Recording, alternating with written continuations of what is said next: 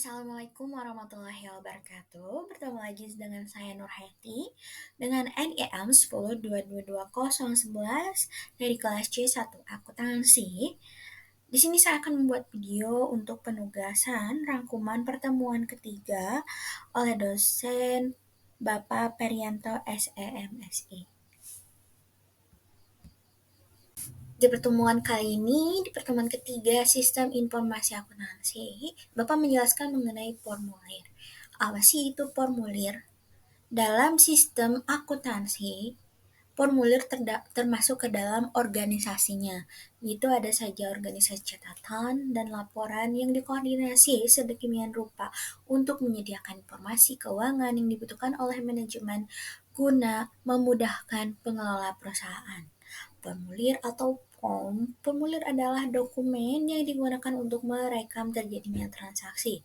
Formulir disebut dokumen karena peristiwa yang terjadi dalam organisasi direkam atau didokumentasikan di atas secari kertas.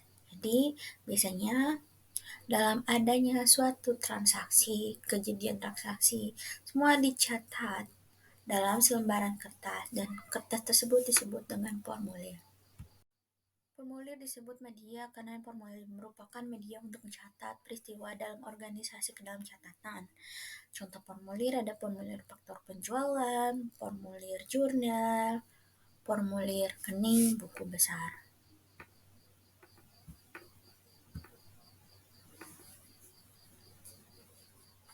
Selanjutnya ada jenis-jenis formulir. Dibagi 5 jenis. Pertama ada formulir 1 set, kedua ada formulir continuous, ketiga ada formulir tanpa karbon, keempat ada formulir dengan tinta magnetis, kelima ada formulir optical character recognition. Manfaat atau kegunaan formulir.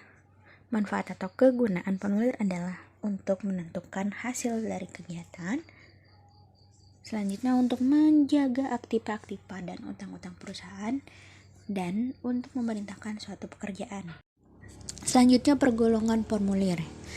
Pergolongan formulir menurut sumbernya, yaitu ada formulir yang dibuat dalam perusahaan, digunakan untuk intern dan disimpan dalam perusahaan. Kedua ada formulir yang dibuat dalam perusahaan dan dikirim kepada pihak luar perusahaan. Tiga ada formulir yang diterima dari luar perusahaan. Selanjutnya pergolongan formulir menurut tujuan dan penggunaannya. Formulir yang dibuat untuk meminta dilakukannya suatu tindakan oleh unit organisasi lain. Contoh, bukti permintaan dan pengeluaran barang dari gudang. Kedua, formulir yang digunakan untuk mencatat tindakan yang telah dilaksanakan. Contohnya adalah faktur pembelian, faktur penjualan, dan kartu jam kerja. Selanjutnya manfaat penggunaan formulir elektronik. Di sini dibagi menjadi 7. Pertama, tidak pernah kehabisan formulir. Kedua, tidak pernah ketinggalan zaman. Ketiga, ketidakefisienan formulir dapat dihindari. Keempat, tidak memungkinkan penggunaan formulir yang salah. Kelima, kecepatan pengisian formulir. Keenam, penangkapan data dilakukan sekali. Ketujuh, tidak ada data yang mengambang. Sekian, terima kasih pada video penugasan ini. Wabillahi